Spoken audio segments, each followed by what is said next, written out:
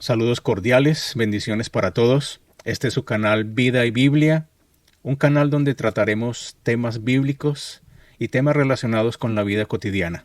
Sean ustedes bienvenidos.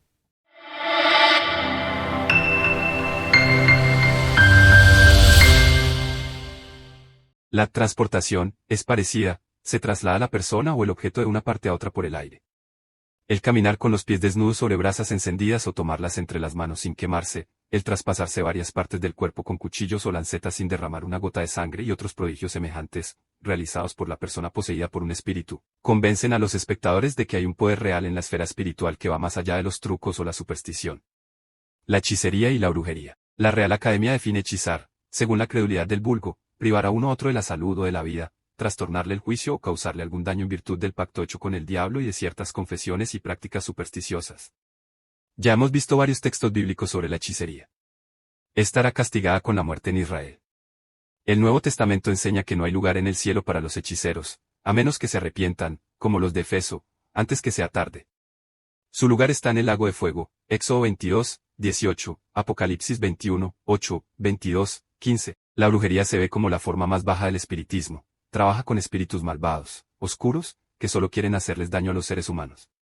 No obstante, una parte de la hechicería puede consistir en combatir a los espíritus malos y despojar a las víctimas de la brujería, o sea, librarlas de los malos efectos producidos por sus encantamientos o hechizos. Sin embargo, las palabras hechicería y brujería se emplean indistintamente por lo general. Hay muchos tipos de hechizos.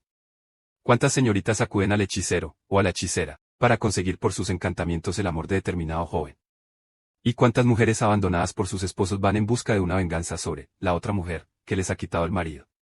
A veces el brujo trabaja con un muñequito que representa al enemigo del cliente, metiéndole alfileres en las partes del cuerpo que deben ser afectadas por la maldición.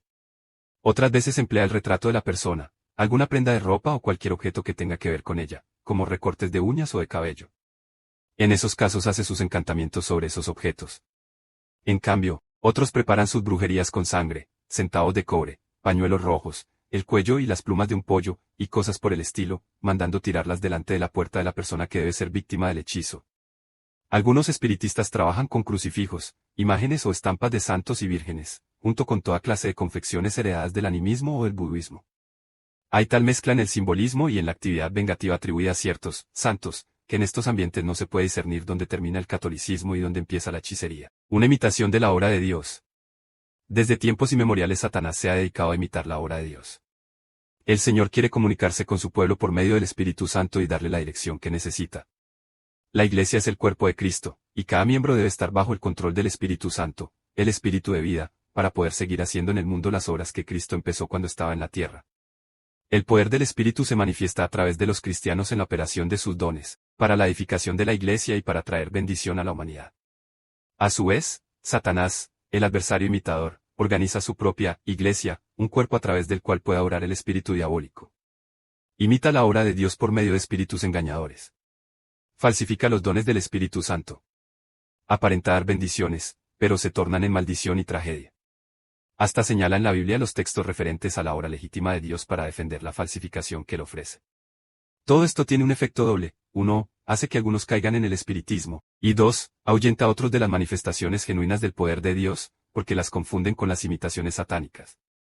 Imitación de los dones del Espíritu. Veamos cómo el diablo imita los dones del Espíritu Santo enumerados en 1 Corintios 12, 1, 12. 1. Palabra de sabiduría. Los espíritus dan consejos a través de los médiums. 2. Palabra de ciencia. Los espíritus revelan misterios y cosas ocultas. Algunos médiums reciben la facultad de diagnosticar la enfermedad del cliente. 3. Fe. Los adeptos tienen que ejercer fe en su control para desarrollar la facultad de médium y para hacer las maravillas que logran hacer. Por el ejercicio de su fe en los espíritus, los pueden ver, oír, sentir su toque y recibir su dirección. Por fe caminan sobre las brasas y no se queman, son transportados por el aire y hacen otras cosas que parecen imposibles. 4. Dones de sanidades. Un ex medium que se convirtió y llegó a ser pastor evangélico relata que el espíritu que era su control le indicaba cuál era el problema de las personas que acudían a él y lo que tenían que hacer para efectuar la curación de su mal. Muchos mediums practican la medicina bajo la dirección de espíritus que afirman haber sido médicos cuando vivían en la tierra. Algunos reciben dinero por estas obras. Otros dicen que es un don de Dios y no cobran nada en absoluto. creen que están sanando a los enfermos por el poder del Espíritu Santo, y que de esta forma están cumpliendo con la voluntad de Dios. 5. Milagros. Ya hemos mencionado el triunfo sobre las leyes naturales mediante el poder espiritual. 6. Profecía. Así como el Espíritu Santo nos comunica el mensaje de Dios por labios de los cristianos que ejercen este don, los espíritus del reino de Satanás les transmiten a sus súbditos los mensajes de su máximo líder a través de los médiums espiritistas. Hay una gran diversidad de espíritus. Los espíritus oscuros hablan obscenidades y terribles blasfemias contra Dios. Otros, como ángeles de luz, exhortan a una vida buena y bondadosa. Son tan expertos en imitar la obra de Dios que el apóstol Juan tuvo que advertirles a las iglesias: amados, no creáis a todo espíritu, sino probad los espíritus si son de Dios, porque muchos falsos profetas han salido por el mundo. 1 Juan 4, 1. 7. Discernimiento de espíritus. Cuando Cristo estaba en el mundo, parte de su ministerio consistía en echar fuera a los demonios. Por el poder del Espíritu Santo, la iglesia sigue echándolos fuera. Marcos 16, 17. Para esto, y para la protección de la iglesia contra los espíritus engañadores, Dios la ha provisto el don de discernimiento de espíritus, que es la capacidad para reconocer a los espíritus malignos. El espiritismo también practica el exorcismo, o sea, el acto de echar fuera a los espíritus malignos. Un ex medium que ahora predica el evangelio, cuenta las luchas que el espíritu que está en el medium sostiene con el espíritu maligno para destruir su poder. Al respecto, hace recordar la experiencia de los 7 hijos de Seba relatada en Hechos 19, 13, 16. Podemos preguntarnos, ¿cómo es posible que los demonios echen fuera a otros demonios? Cristo mismo enseñó al respecto que una casa dividida contra sí misma no puede permanecer firme. Aunque el exorcismo espiritista puede librar a una persona de la posesión de determinado demonio, o demonios, no la libra del dominio de Satanás. Al contrario, la hace más que nunca esclava voluntaria del espiritismo. Desde ese momento, para conservar la salud debe ser leal a los espíritus que la han librado. Esta liberación es muy distinta de la de Cristo, ya que él libra a la persona de la influencia y del dominio satánico. En cuanto al discernimiento de espíritus en el sentido de percibirlos y conocerlos, esta capacidad está muy desarrollada en el espiritismo. Muchos médiums son videntes, es decir, pueden ver a los espíritus. Lo triste es que están engañados en cuanto a la identidad de los espíritus engañadores con quienes se comunican. Aún Satanás se disfraza de ángel de luz.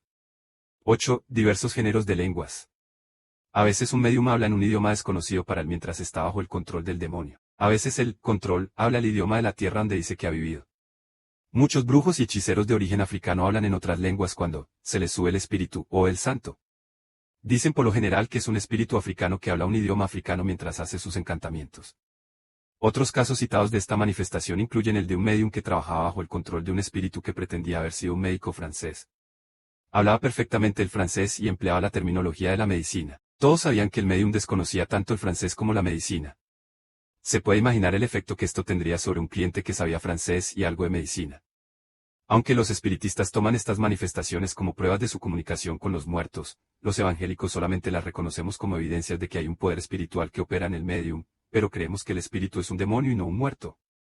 Tales manifestaciones de lenguas satánicas confunden a muchos cristianos. Llegan a la conclusión de que todo don de lenguas procede del diablo. Se olvidan de que Satanás es el gran imitador de Dios. Según Pablo, entendemos que el poder del Espíritu Santo era señal para el incrédulo. 1 Corintios 14, 21,22. Así sucedió en el día de Pentecostés, cuando una serie de hombres de distintas naciones oyeron hablar en sus propios idiomas las alabanzas de Dios. Hechos 2, 4, 11. Esto los convenció de la realidad del poder sobrenatural que llenaba a los discípulos. Satanás, el imitador, emplea esta manifestación para convencer a los incrédulos de la realidad del poder que obra en el medio. 9. Interpretación de lenguas. Milsam cita casos en que los médiums ejercitan esa facultad. Ocurre cuando ha habido un mensaje en otra lengua y después un espíritu da su significado a través del medio.